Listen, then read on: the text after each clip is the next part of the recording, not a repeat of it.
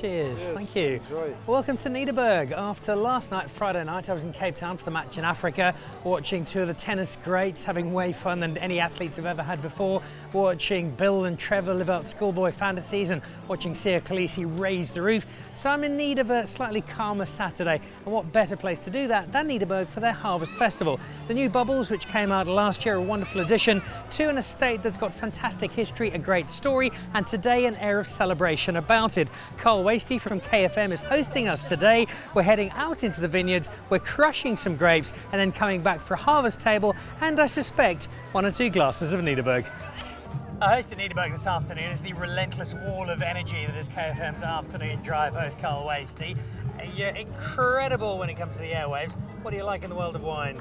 Oh, I can tell you, like wine, I love the blends, so I'm more of a Chardonnay Pinot Noir type of guy. I think it's so easy drinking and it's so balanced and beautiful, but I'm actually not really fussy about wines. I think that wine represents a communication between you and somebody else. So if you say, Carl, let's sit down for a glass of wine, I'm not going to be picky because wine is the lubricant of any good conversation. You're a philosopher as well as a presenter, aren't you, Mr. Wasty? Thank you. And this looks like a lot of fun today. We're going out in the vineyards, Yeah. we're going to be jumping up and down in the grapes. It's having a whole lot of fun. It is going to be beautiful. I mean, I'm going to take you on a journey today, and I've been told, you know, like the hobbits led, you know, everybody to the mountain of Mordor. That's why they picked me, because instead of me taking the ring to Mordor, I'm bringing the woman and the gents to the wine. So the whole time of day, we're going to go into the vineyards. We are going to pick some grapes, Tempranillo grapes. I'm still Googling it. I'll let you know what they are soon. You may want to put like a little strap there. Tempranillo is that. We're going to do that. We're going to come back to our area. We're going to have an amazing dinner. We're going to stomp the grapes, which is one of the beautiful USPs of this event, is the fact that you can stomp your own grapes. And then after that, Kaleidoscope is going to be entertaining us and lots of prizes up for grabs. I can't wait. And also to drink with you has been something that I've been looking forward to my entire life. I can't wait. All right, well, there we go. What more could we want than an afternoon out in the vineyard? Carl is here. He's wearing the traditional Wasty tartan from his Scottish roots in the Northern Hebrides. He's ready to go. It's Platter meets Tolkien in terms of what he's got planned for us this afternoon. So let's hit the vineyards and have some fun with Nederburg.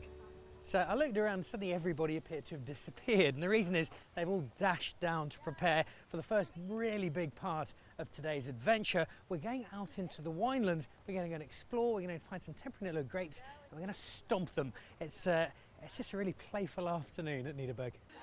So I'm a friend of the brand of BMW, which means I only ever drive in the absolute luxury of German motor vehicles. It's got to be leather seats, air conditioning, preferably a chauffeur. Now they don't have a BMW here for me at Nederburg, so we've got the next best thing.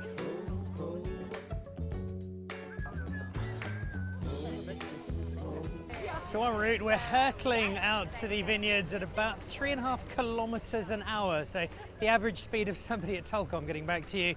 The grapes await. Tempranillo. We'll see you in a couple of minutes.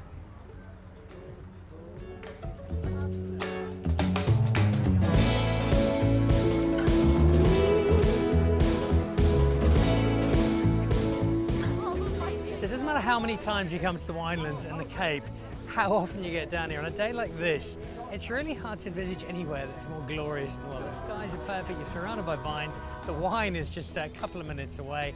This is an idyllic Saturday.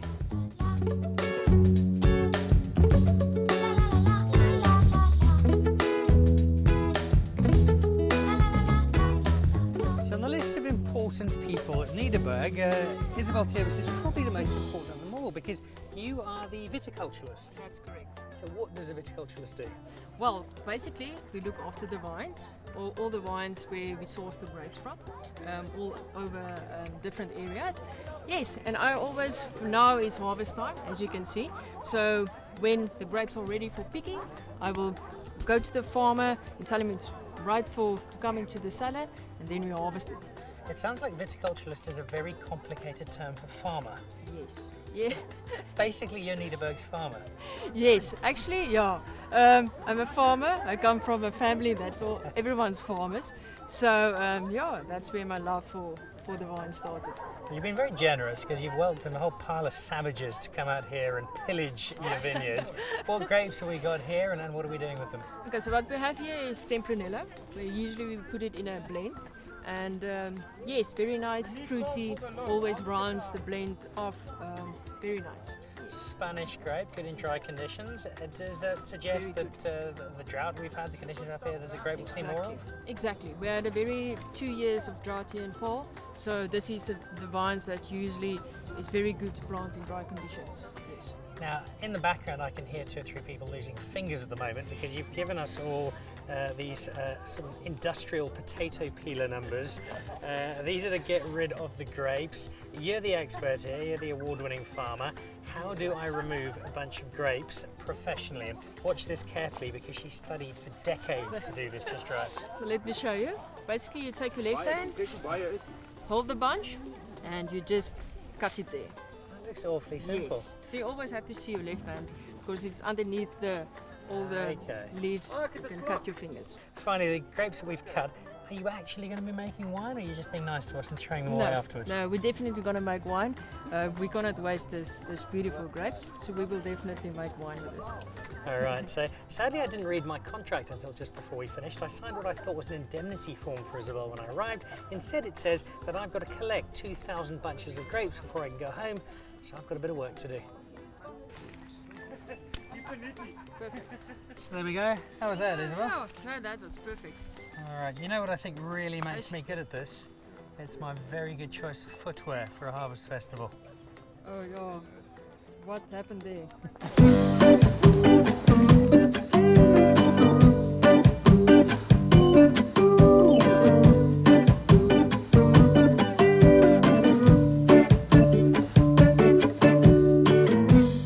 So there we go, 1 full basket of grapes. Now if you do this professionally in the vineyards, filling this up will probably take you about a minute. It's taken me closer to 40, so I'm unlikely to ever get a job at Nederburg unless they're in the market for raisins.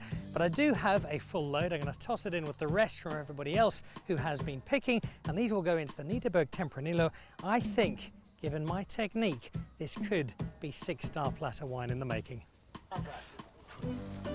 Oh. I don't know what's so hard about this winemaking. So for a lot of people, this is the highlight of the entire festival. Into the barrels, shoes off and stomping away. And to quote Carl Wasty, our host, it's a stair machine that makes you drunk. Well, not really, but it does get those grapes going. I'd love to join in. I just don't want red toenails until this time next year.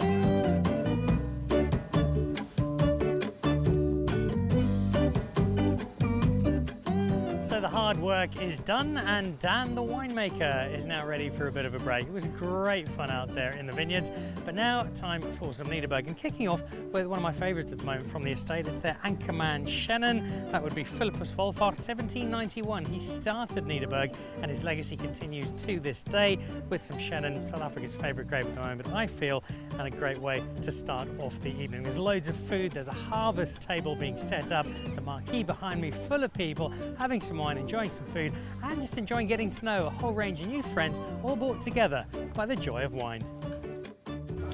For all the food and the music and the conviviality and these beautiful views, it's wine that sits at the heart of both today and the Nederburg operation as a whole. We're celebrating the Harvest Festival.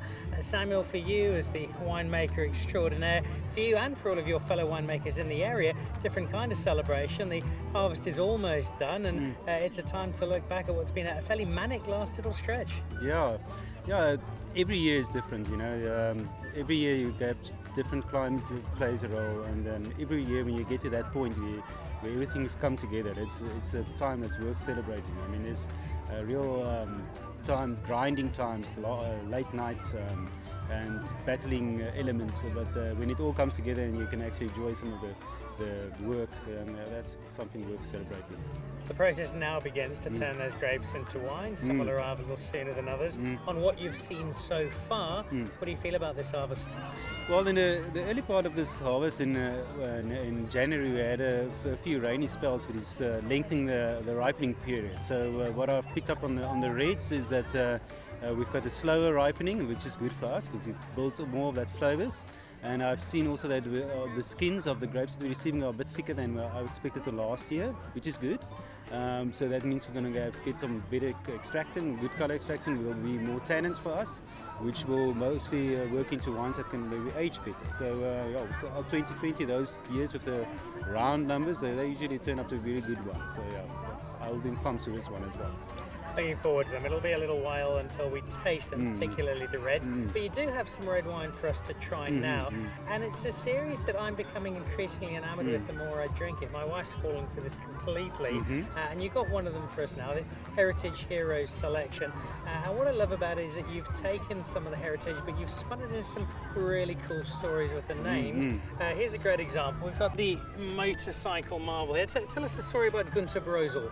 Yeah, Günter Brusel, I mean, he's a true character, and in the history of Nederburg, this is the whole thing about this range we did is to commemorate those guys. Those played the huge history, part of our history. And yeah, Günter Brusel was came here in 1953, became cellar master in 1957, and pioneer extraordinaire in South Africa, the first guy to do nobilate harvest in South Africa. And real passion for winemaking and the attention to detail. And part of his attention to detail was climbing on his BSA motorcycle, going into the vineyards and making sure that it's ready for picking and picking at the right times. And understanding that what it is for ripe grapes to be ripe and to pick them at the right time. So yeah, it's when you work in the cellar like this with a lot of history, I mean, you sometimes stand on the ridge and you look over and you see the first houses, what was built here in 1791. You see the manor house, which is built in the 1800s. There's so much sense of history that you have to respect it in the wines that you make. So let's have a taste of it.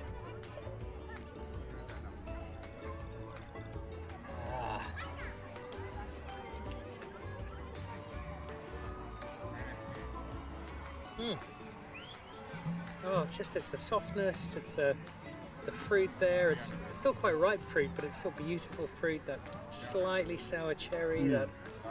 And even though it's 26 months in barrel, the tannin is not. It's not loose. It's not hard. It's because the grapes and the vines and the wine, they can carry that over. So that helps with the selection. Well, you certainly got the marvellous part right. Well, cheers. Thank you not just for the wine, but thank you to you and the Nederburg team for having us down here. It's such a great way to celebrate the industry as a whole, and Nederburg in particular. I know you've still got a lot of hard work ahead of you, but at least the harvest is done. Well done on getting through it. Thank you for sharing the wine with us, and we look forward to seeing what 2020 brings as and when it gets bottled. Yeah, thank you.